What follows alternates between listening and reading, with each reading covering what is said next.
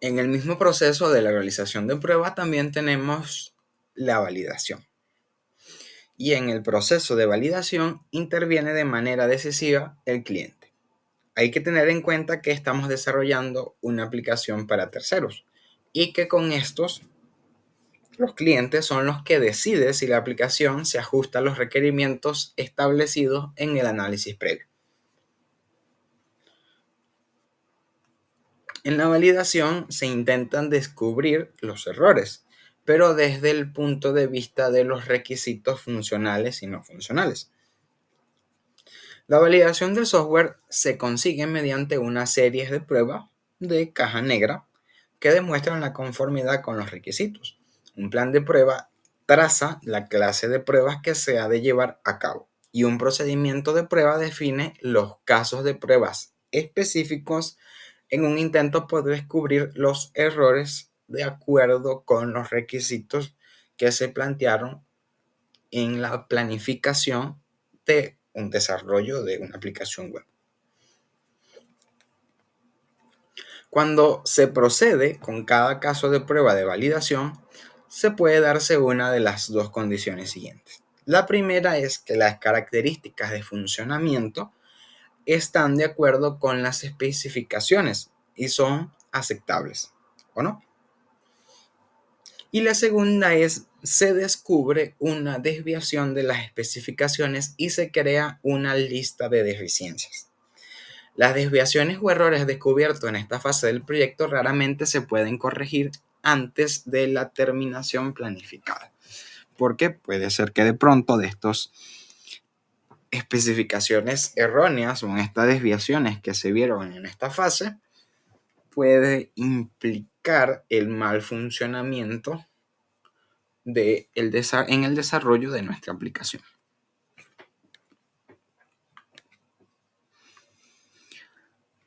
Ya con ello, ya de haber pasado este paso, ahora vamos con las pruebas de código. Esta prueba consiste en la ejecución de un programa con el objetivo de encontrar errores. El programa o parte de él se va a ejecutar bajo unas condiciones previamente especificadas para, una vez observados los resultados, ver que estos sean registrados y evaluados y ver si realmente son los esperados. Para llevar a cabo las pruebas es necesario definir una serie de casos de prueba, que van a ser un conjunto de entradas de condiciones de ejecución y resultados esperados, desarrollados para un objetivo particular. Para el diseño de casos de prueba se suelen utilizar tres enfoques. El primero es un enfoque estructural o de caja blanca. El segundo, un enfoque funcional o de caja negra.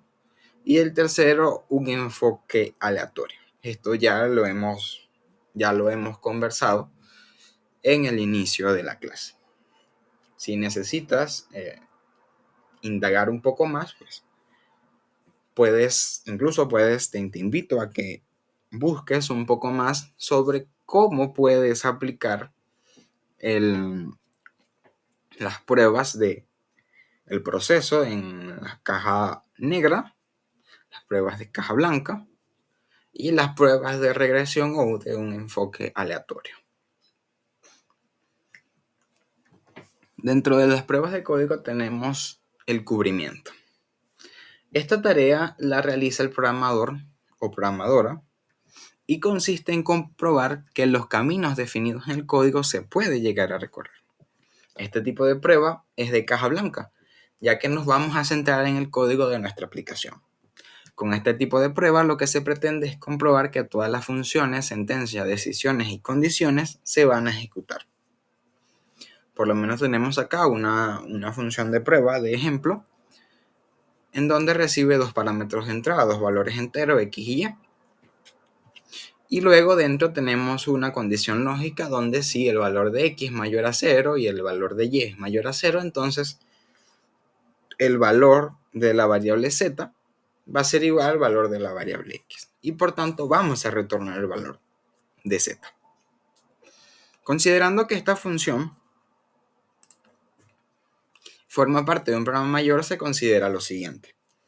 Lo primero, si durante la ejecución del programa la función es llamada, al menos una vez el cubrimiento de la función es satisfecho.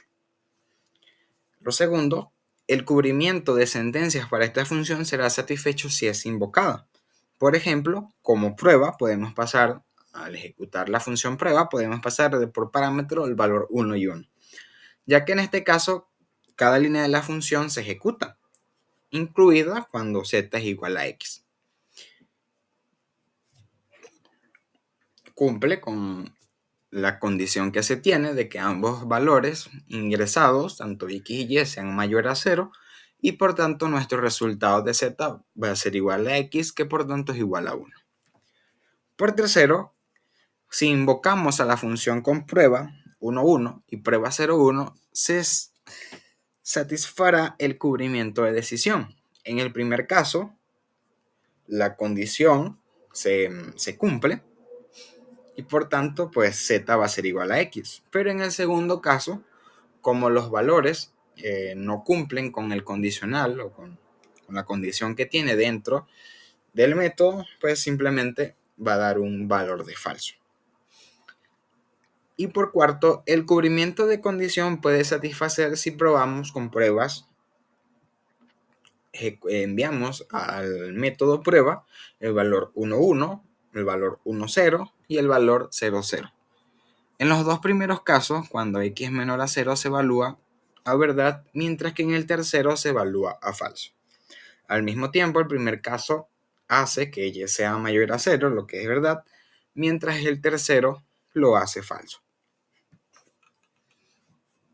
Existen otras series de criterios para comprobar el cubrimiento, ya sea una secuencia lineal de código y salto.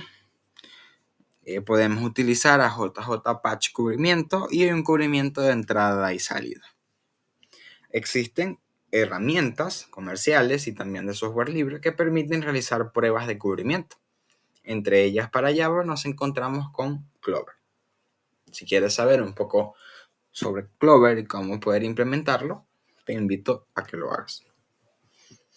Por otro lado, tenemos en las pruebas de código tenemos los valores límite.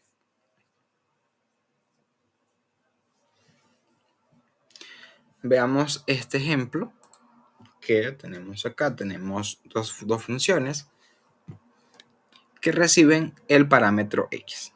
Reciben un parámetro x. En la primera función el parámetro es de tipo real y en la segunda función el parámetro es de tipo entero. Como se aprecia en el código, las dos funciones es el mismo. Sin embargo, los casos de pruebas con valores límites va a ser diferente. La experiencia ha demostrado que los casos de pruebas que obtienen una mayor probabilidad de éxito son aquellos que trabajan con valores límites.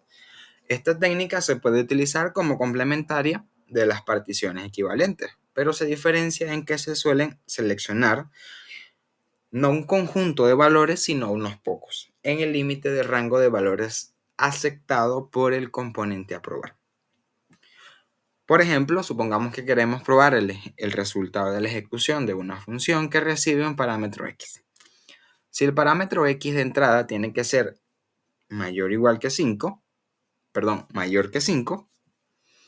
y el valor es real, los valores límites pueden ser 4,99 y 5,01. Y si el parámetro de entrada x está comprendido entre menos 4 y 4, suponiendo que son valores enteros, los valores límites serían menos 5, menos 4, menos 3.3, 4 y 5.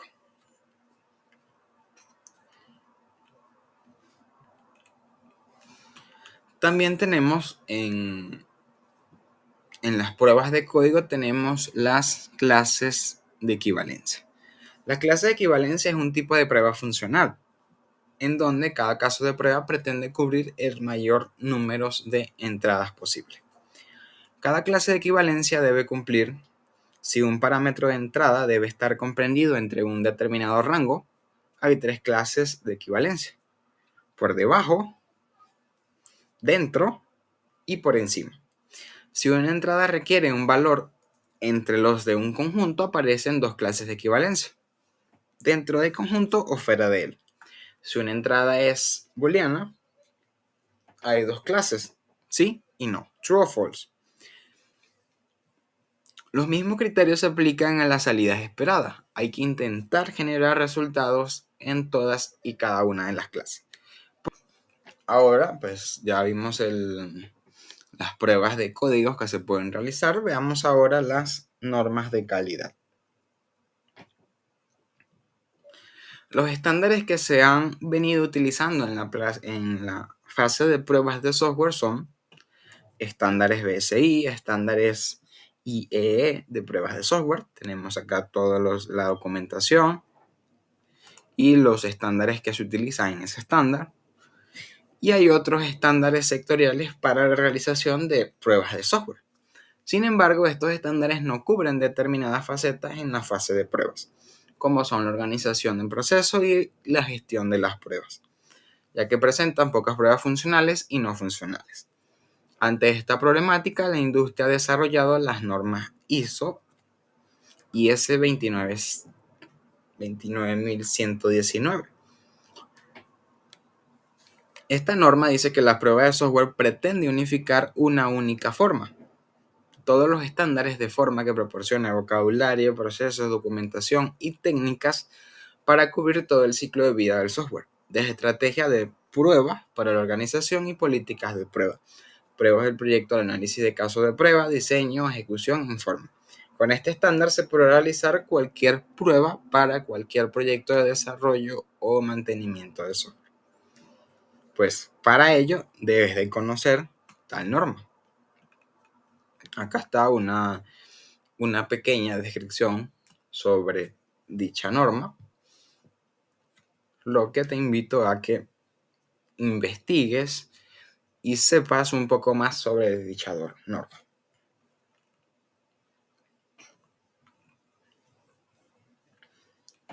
Ya por otro lado, entre tantas pruebas, tenemos las pruebas unitarias. Que las pruebas unitarias o pruebas de la unidad tienen por objetivo probar el correcto funcionamiento de un módulo de código. El fin que se persigue es que cada módulo funciona correctamente por separado. Posteriormente, con la prueba de integración se podrá asegurar el correcto funcionamiento del sistema. Una unidad es la parte de la aplicación más pequeña que se puede probar. En programación procedural, una unidad puede ser una función o procedimiento. En programación orientada a objetos, una unidad es normalmente un método. Con las pruebas unitarias se debe probar todas las funciones o métodos no triviales, de forma en que cada caso de prueba sea independientemente del resto. En el diseño de los casos de pruebas unitarias, habrá que tener en cuenta los siguientes requisitos: que sean automatizables, ya que no debería requerirse una intervención manual. Si es una prueba unitaria, deberías ejecutarla y no deberías simplemente esperar hasta que finalice su ejecución y ver si el resultado es el esperado. Otro requisito es que sean completas, ya que deben cubrir la mayor cantidad de código. Deben ser repetibles o reutilizables, ya que no se deben crear pruebas que solo puedan ser ejecutadas una sola vez, porque no tiene sentido. Entonces, cada vez que vayas a realizar una prueba, tienes que crear una nueva. No tiene ningún sentido. Las pruebas tienen que ser independientes, ya que la ejecución de una prueba no debe afectar la ejecución de otra. Hay que hacer las pruebas y pensarla de manera generalizada. Y tienen que ser profesionales, ya que las pruebas deben ser consideradas igual que el código, con la misma profesionalidad y documentación. No es que vas a hacer una prueba que simplemente no va con el desarrollo, la estructura del código y simplemente pues la prueba te va a dar un error. El objetivo de las pruebas unitarias es aislar cada parte del programa y demostrar que las partes individuales son correctas. Las pruebas individuales nos proporcionan 5 ventajas básicas. La primera es que fomentan el cambio, ya que las pruebas unitarias facilitan que el programador cambie el código para mejorar su estructura, puesto que permiten hacer pruebas sobre los cambios y así asegurarse de que los nuevos cambios no han introducido errores o no han generado errores. La segunda, que simplifica la integración, ya que permite llegar a la fase de integración con un grado alto de seguridad de que el código está funcionando correctamente. Por tercero es que se documenta el código. Las propias pruebas son documentación del código, puesto que ahí se puede ver cómo se utiliza. También tenemos la separación de la interfaz y la implementación, dado que la única interacción entre los casos de pruebas y las unidades bajo prueba son las interfaces. Y se puede cambiar cualquiera de las dos sin afectar al otro. Y por quinto, los errores están más acotados y son más fáciles de localizar, dado que tenemos pruebas unitarias que pueden desenmascararlo. Realmente el objetivo de las pruebas es para ello. Todo tipo de pruebas que se realice dentro del desarrollo de software es para ver los posibles errores y desenmascararlo. Posiblemente ejecutemos alguna función en una prueba, nos salió excelente, el resultado es el esperado, pero al ejecutar una segunda prueba y cambiar los datos de entrada, simplemente podemos, que sería lo idóneo, que nos dé el mismo resultado esperado, que sea favorable, o caso contrario, que nos dé un error.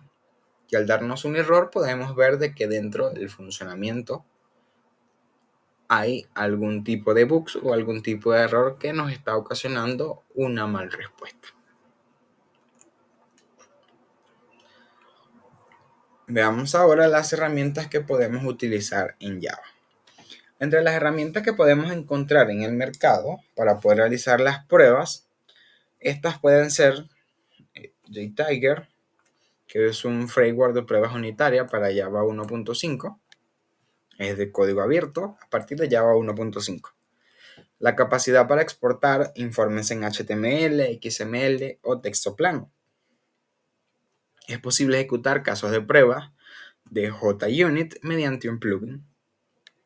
Incluye una tarea de Ant para automatizar las pruebas y tiene una documentación muy completa en Javadoc y una página web con toda la información necesaria para comprender su uso y utilizarlo con un entorno de desarrollo como Eclipse.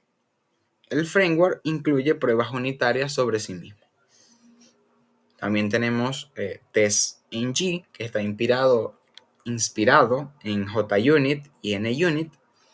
Está diseñado para cubrir todo tipo de pruebas, no solo las unitarias, sino las funcionales y las de integración. Utiliza las anotaciones de Java 1.5.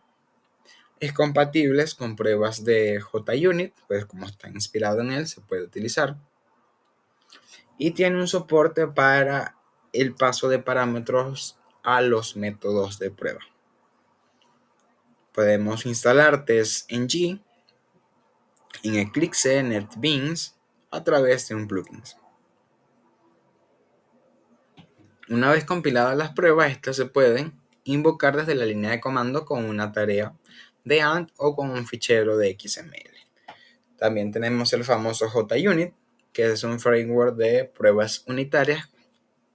Es una herramienta de código abierto y tiene una multitud de documentación y ejemplos en la web. Es el que he visto que se ha utilizado mucho. Soporta múltiples tipos de aserciones, posee una comunidad mucho mayor que el resto de los frameworks de prueba en Java, tiene una buena organización de las pruebas en Suite de Pruebas y es la herramienta de pruebas más extendida para el lenguaje Java. Los entornos de desarrollo para Java, NetBeans y Eclipse incorporan un plugin para JUnit. Ahora veamos pues las herramientas que podemos utilizar para otros lenguajes distintos de Java. En la actualidad nos encontramos con un amplio conjunto de herramientas destinadas a la automatización de pruebas. Para la mayoría de los lenguajes de programación más extendidos, en la actualidad existen herramientas para C++ o C++, para PHP. Algunas de estas herramientas tenemos a CppUnit, que es para pruebas unitarias en el lenguaje C++. Tenemos NUnit para la plataforma de .NET. Tenemos PHPUnit, que es un framework para realizar pruebas unitarias en PHP. Y también tenemos a Simple Test, que es un entorno de pruebas para aplicaciones realizadas en PHP. Así como estas son algunas de las herramientas, pues tenemos varias, pero hay otras más que se pueden utilizar para otros lenguajes. Ahora veamos la automatización de la prueba. Como ya sabemos, las pruebas de software son parte esencial del ciclo de desarrollo de una aplicación. La elaboración y mantenimiento de unidad pueden ayudarnos a asegurar que los métodos individuales de nuestro código funcionen correctamente. Los entornos de desarrollo integran frameworks que permiten automatizar las pruebas. En el caso de entornos de desarrollo para Java, como NetBeans y o Eclipse, nos encontramos con el framework JUnit. JUnit es una herramienta de automatización de pruebas que nos permite de manera rápida y sencilla elaborar pruebas. Esta herramienta nos permite diseñar clases de pruebas para cada clase diseñada en nuestra aplicación. Una vez creadas las clases de prueba, establecemos los métodos que queramos probar y para ellos diseñamos casos de prueba. Los criterios de creación de casos de prueba pueden ser muy diversos y dependerán de lo que queramos probar. Una vez diseñados los casos de prueba, pasamos a probar la aplicación. La herramienta de automatización, en este caso JUnit, nos presentará un informe con los resultados de la prueba. En función de los resultados deberemos o no modificar el código. Como ya lo hemos hablado anteriormente, pues si en las pruebas detectamos un error, la idea es modificarlo, solucionarlo y luego reejecutar las demás pruebas y ver que toda nuestra aplicación está funcionando correctamente. Veamos ahora cómo se usa, o por lo menos en el caso de NetBeans, el uso de JUnit. Para iniciar JUnit, seleccionamos en la ventana de proyectos la clase Aprobar. Abrimos el menú contextual y seleccionamos el botón de Herramientas y Crear pruebas JUnit. Nos aparece un formulario donde nos da a elegir entre JUnit. Aquí vemos que es la versión 3 y JUnit versión 4. Son las dos versiones de JUnit disponibles en NetBeans 6. Si estás utilizando NetBeans 6, puedes elegir JUnit la versión 3. Algo. Veamos a ver cómo podemos acá. Puesto que vamos a probar la clase CVector, por convenio es recomendable llamar a la clase de prueba CVectorTest. Esta clase se va a insertar en un nuevo paquete de nuestro proyecto denominado paquete de prueba. Como se aprecia en el formulario, JUnit va a generar los métodos que aparecen seleccionados. En nuestro caso lo vamos a dejar tal cual, aunque luego van a ser modificados en el código. Al pulsar el botón de aceptar, nos aparece una nueva clase de nombre CVectorTest, que contiene los métodos que estaban seleccionados en el formulario anterior, con un código prototipo. En ese código es en el que el programador creará sus casos de prueba. El diseño de los casos de prueba requiere que se establezcan criterios que garanticen que esa prueba tiene muchas más probabilidades de encontrar algún error no detectado hasta el momento. Aquí tenemos la especificación de los casos de prueba y los métodos que vamos a utilizar para realizar esas pruebas. Tenemos el método setup, que es un método de iniciación de la prueba y se ejecuta antes de cada caso de prueba. Tenemos el método teardown, que es un método finalizador de prueba y se ejecutará después de cada test en la clase prueba. Y también tenemos unos métodos que nos permiten comprobar si la salida del método que se está probando concuerda con los valores esperados. Los métodos principales son assertTrue, que evalúa una expresión booleana y la prueba pasa si el valor de la expresión es true. AssertFalse, la prueba pasa si el valor de la expresión es false. AssertNull y verifica que la referencia a un objeto es nula. AssertNoNull verifica que la referencia a un objeto no es nula. AssertSame compara dos referencias y asegura que los sujetos referenciados tienen la misma dirección de memoria. La prueba pasa si los dos argumentos son el mismo objeto o pertenecen al mismo objeto. Assert not same, caso contrario del método de assert same. Y también tenemos el assert equals, que se usa para comprobar igualdad a nivel de contenidos. La igualdad de tipo primitivo se compara usando dos iguales. La igual entre objetos se compara con el método equals. La prueba pasa si los valores de los argumentos son iguales. Esta va más para los valores y no al tipo. También tenemos el método false, que causa que la prueba falle inmediatamente.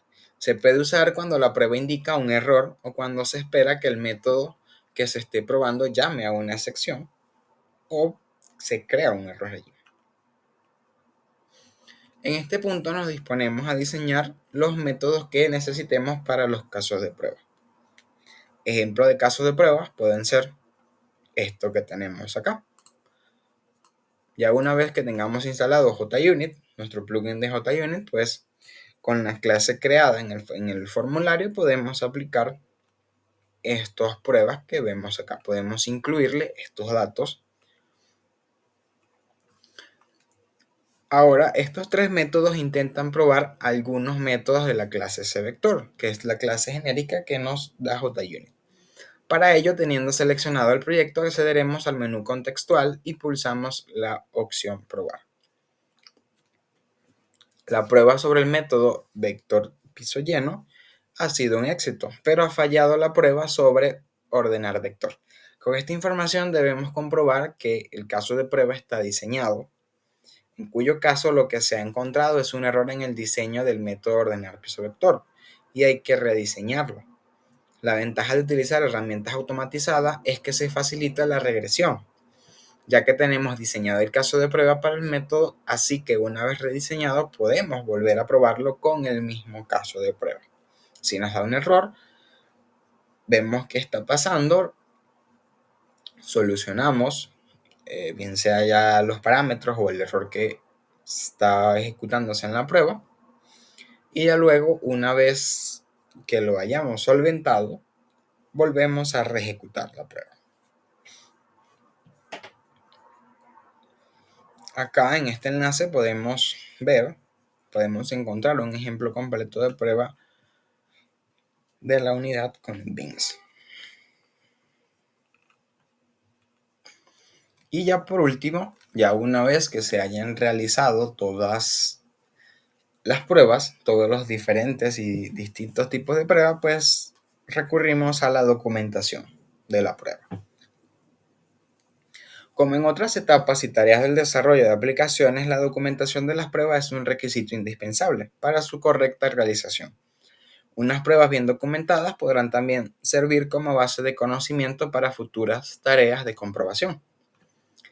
Las metodologías actuales, como métricas B3, proponen que la documentación de la fase de prueba se base en los estándares ANSI y EE sobre verificación y validación de software.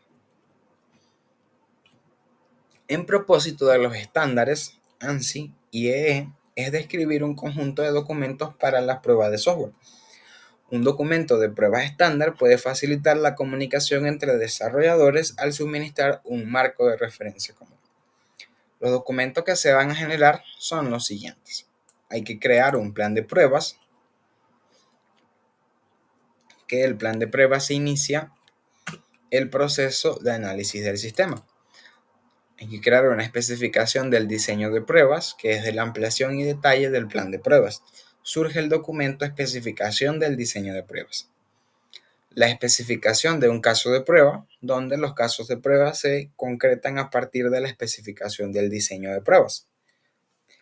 También se debe crear un documento de especificación de procedimiento de prueba, que esto es que una vez especificado un caso de prueba, será preciso detallar el modo en que se van a ser ejecutados cada uno de los casos de prueba, siendo recogido en el documento anterior.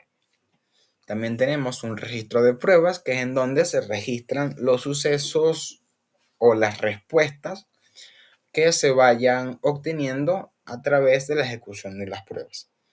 También tendremos un informe de incidente de pruebas. Esto es para cada incidente o error detectado dentro de la ejecución de una prueba. Y por último, un informe sumario de pruebas, que este va a resumir las actividades de pruebas vinculadas a uno o más especificaciones del diseño de pruebas. Es un poco confuso para realizar adicionalmente de todas las pruebas y ya por último en cada proceso de prueba ir generando estos documentos. Es un poco confuso, pero es necesario en un buen desarrollo de una aplicación. De momento pueden haber escuchado o pueden haber ya desarrollado alguna aplicación sin hacer ningún tipo de prueba y no han tenido ningún problema. Excelente.